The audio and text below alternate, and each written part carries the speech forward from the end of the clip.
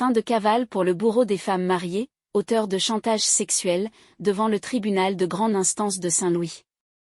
Toute série a une fin, et pour le pêcheur Idi Niang, cette fin s'est concrétisée par une condamnation à 3 ans de prison ferme. Jugé coupable d'atteinte à la vie privée, de détention et de diffusion d'images contraires aux bonnes mœurs, Idi Niang a dû faire face aux conséquences de ses actes.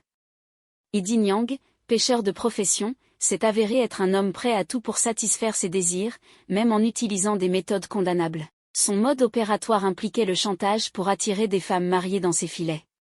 Sa dernière victime, F. D., une jeune dame mariée et vendeuse de poissons, a été confrontée à des menaces et à un chantage de la part de Niang. Leur relation amicale, établie au fil des années, a pris une tournure sombre lorsque Niang a exprimé ses intentions cachées envers F. D. Face au refus de cette dernière, Niang est passé au chantage en transférant des vidéos compromettantes à F. D., vidéos qu'elle avait envoyées à son ex-copain. Le chantage consistait à menacer de rendre ces vidéos publiques si elle n'acceptait pas ses avances. Prise au piège de ce chantage dévastateur, F. D. a accepté de céder à la pression de Niang, entretenant des relations intimes avec lui pour éviter la divulgation des vidéos compromettantes. Cependant, Niang n'a pas tenu parole, continuant à utiliser les mêmes vidéos pour maintenir son emprise sur la dame mariée. L'affaire a pris une tournure différente lorsqu'F.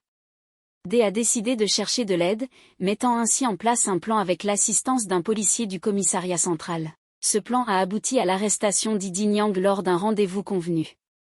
Devant le tribunal, Niang n'a pas nié les accusations portées contre lui, mais a tenté de justifier sa relation avec F.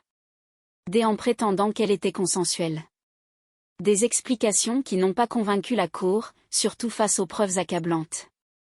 Outre l'affaire principale, Niang a également admis détenir des vidéos compromettantes de 2 autres femmes mariées, confirmant ainsi sa propension au chantage.